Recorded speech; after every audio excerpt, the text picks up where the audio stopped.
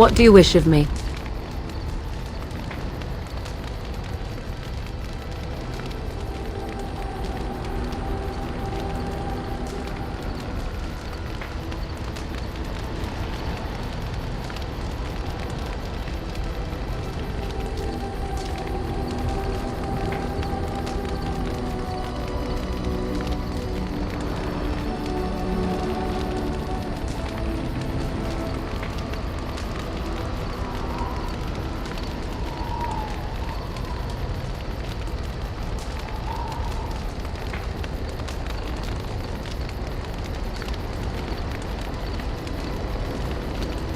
If you must.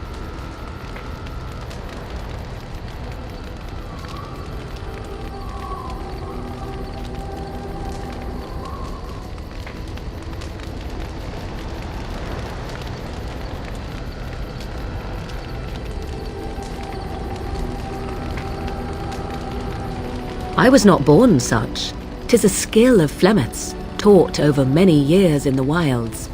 The chastened have tales of we witches, saying that we assume the forms of creatures to watch them from hiding.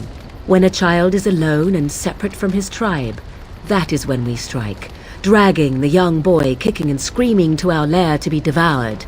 A most amusing legend. Oh? I truly doubt that children would be worth the effort.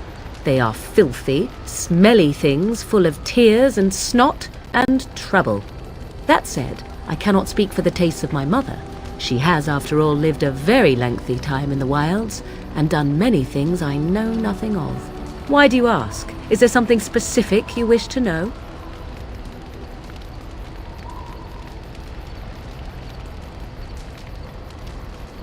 The form of an animal is different from my own. One may study the creature, learn to move as it does, think as it does. In time, this allows one to become as it is. I gain nothing by studying another human. I already am the same as they are. I learn nothing. So the answer is no, my human form is the only one I possess.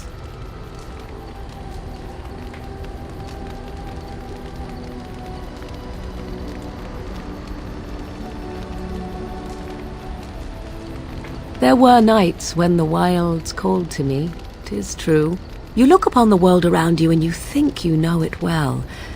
I have smelled it as a wolf, listened as a cat, prowled shadows that you never dreamed existed. But my life is as a human. I am under no illusions to the contrary.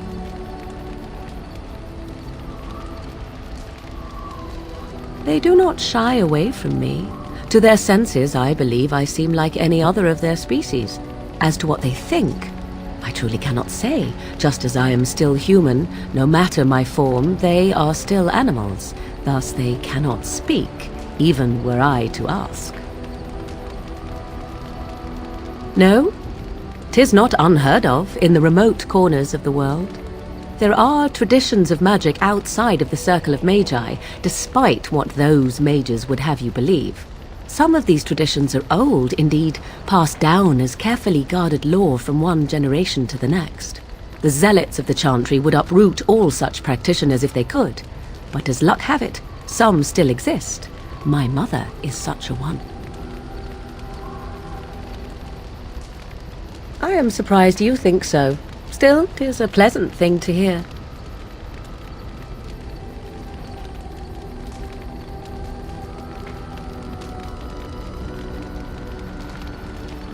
Anyone with sufficient will, but the act of transformation is a magical one. 'Tis a spell and thus requires a mage's talents. If you had a notion to learn such a skill for yourself, sadly, you must remain disappointed. Indeed. Have you an opinion on my abilities, then? Am I an unnatural abomination to be put to the torch?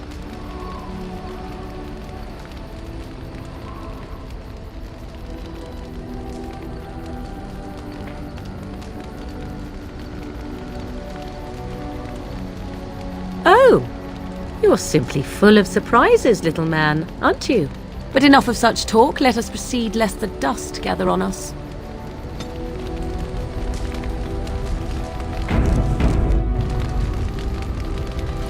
What do you wish of me?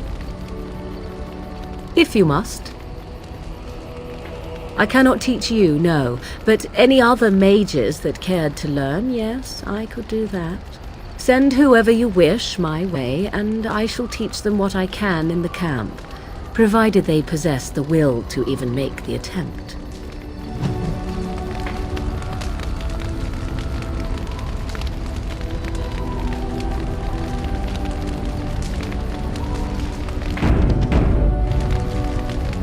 What do you wish of me? If you must. Why do you ask me such questions? I do not probe you for pointless information, do I?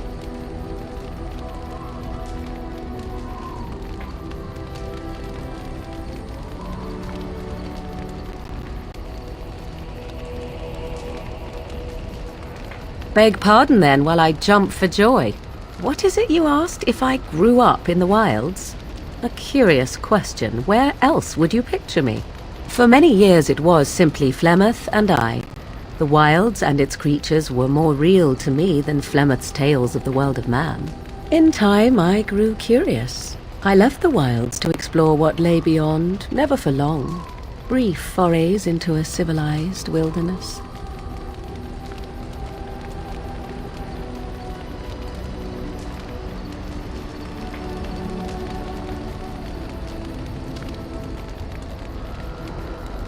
For the most part, Flemeth taught me well. For all that I had been taught, however, the truth of the civilized lands proved to be overwhelming. I was unfamiliar with so much. So confident and bold was I, yet there was much that Flemeth could never have prepared me for.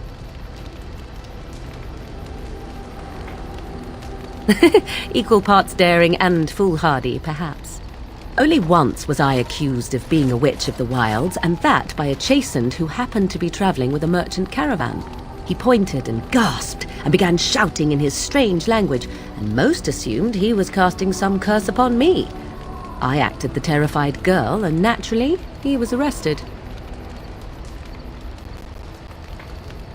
Men are always willing to believe two things about a woman. One, that she is weak, and two, that she finds him attractive. I played the weakling and battered my eyelashes at the captain of the guard. Child's play. The point being that I was able to move through human lands fairly easily. Whatever humans think a witch of the wild looks like, 'tis not I. Not that I did not have trouble. There are things about human society which have always puzzled me, such as the touching. Why all the touching for a simple greeting?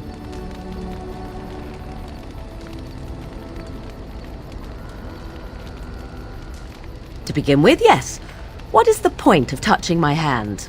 I find it an offensive intrusion. There were many nuances that Flemeth could never tell me of.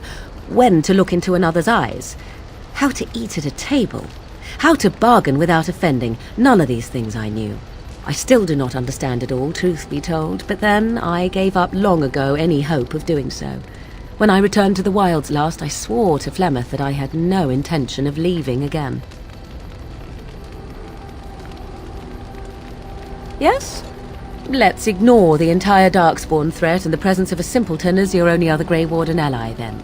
Not that I lack appreciation for the intent of your comment. Thank you. Well, let's get on with it before the ground opens up and swallows us, yes?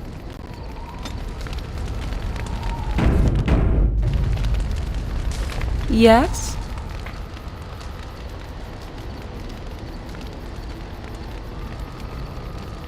If you must. You are very cute to ask so many questions.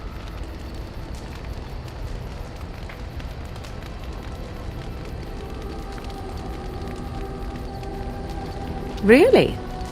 Perhaps we should be wrapped in ribbons and adorned with flowers. So cute are we, too. My mother has been hunted from time to time, yes, by Templar fools like Alistair, which should tell you how successful they generally were. Flemeth made a bit of a game of it, in fact. The Templars would come again, and she would look at me and smile and say that the fun was to begin once more.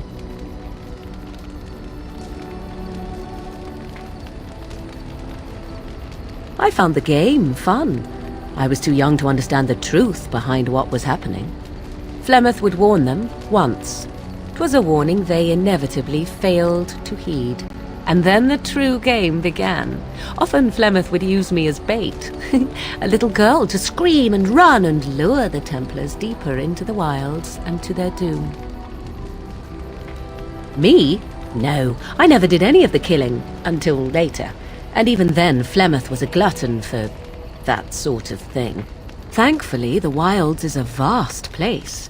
Once they found us, Flemeth would simply move us elsewhere and we would be lost within the forest once again. I did not understand the danger we faced until I was much older.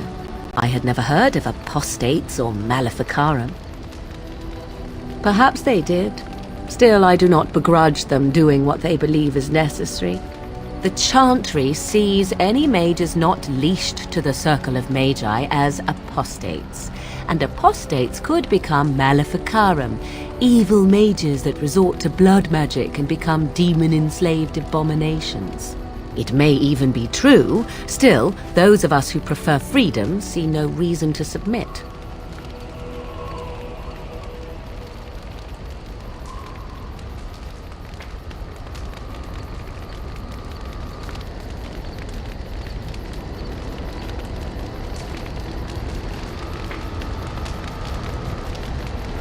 Oh, I hope you're not simply being agreeable.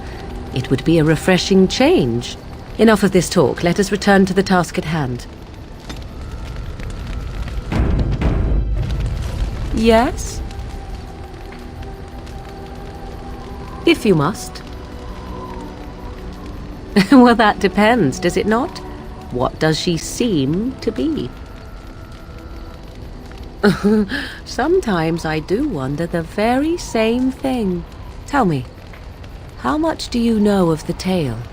The one that the chastened still tell of my mother, to frighten them into obedience. Ah, I see. That does explain much. I can relay what Flemeth once told me herself, and you can decide whether or not 'tis the truth, if you desire.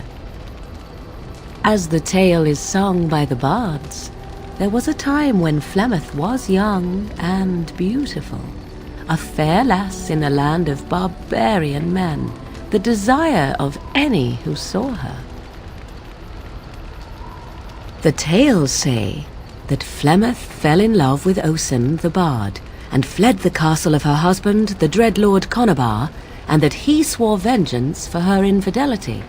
In truth, my mother claims that 'twas Osen who was her husband, and Conabar the jealous lord who looked on from afar. Lord Conabar approached young Osen and offered him wealth and power in exchange for his lovely wife, and Osen agreed. Aye, it was. 'Twas Flemeth who suggested the arrangement in the first place. All would have been well had Lord Conabar kept his end of the bargain. But he was a foul man who bargained with coin he did not possess. Osen was led off to a field and slain, left for dead. Flemeth spoke to the spirits and learned of the deed, and swore revenge.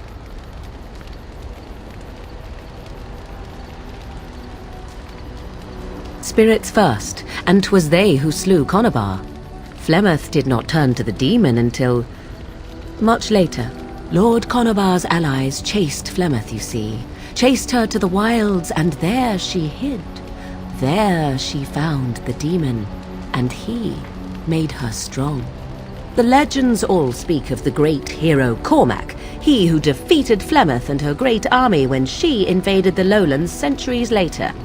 All lies.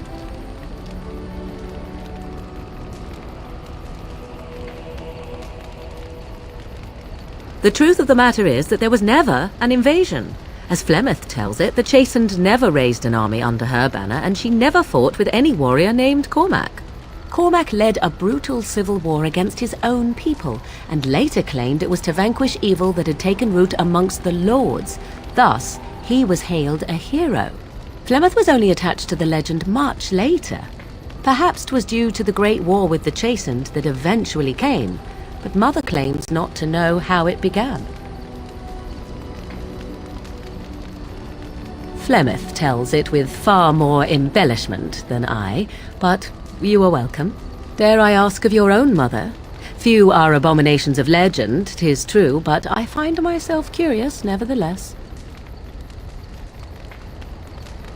Ah, then you have my sympathies for what it is worth. Which is very little, I am certain. It matters not. Let us move on.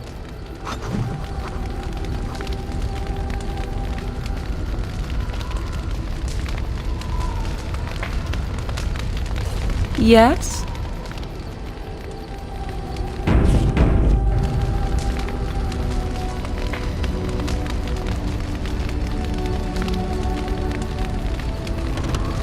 Yes?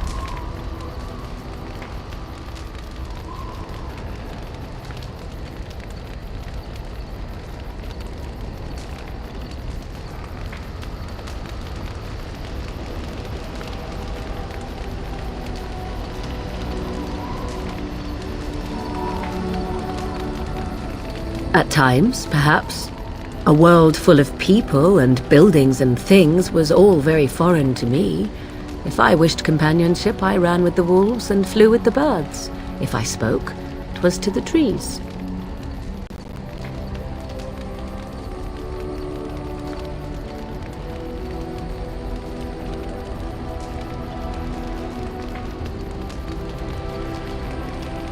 For a time, but one can only remain a child for so long.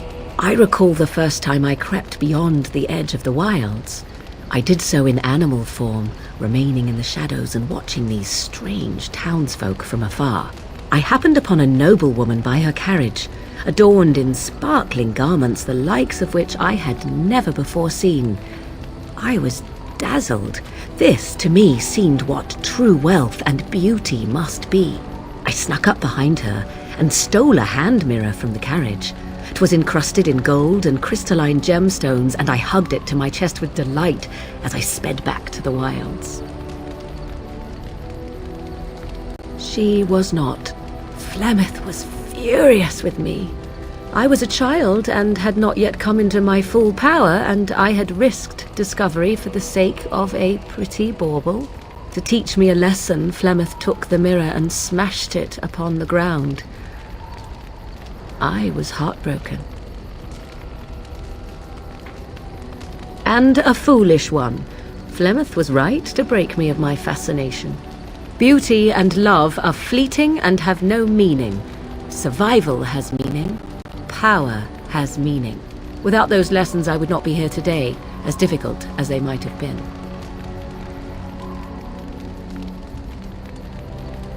They did indeed. To return to your original question, perhaps my time in the wilds was indeed lonely, but such was how it had to be. I find myself at times wondering what might have become of the girl with the beautiful golden mirror, but such fantasies have no place amidst reality.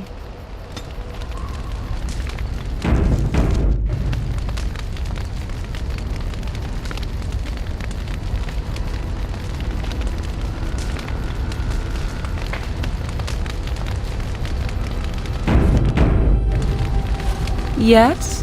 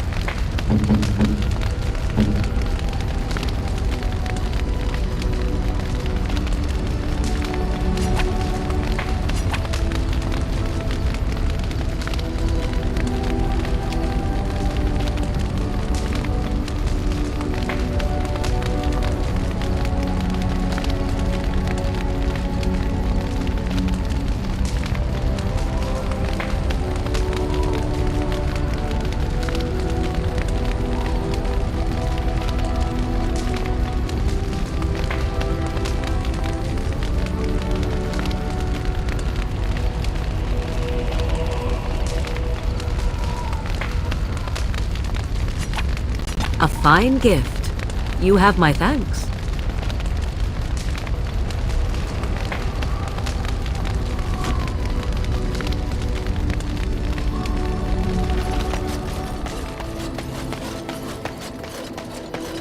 If there's anything I can do for you, please tell me. I'm sure you'll be pleased with the goods my boy and I have collected, and with your discount.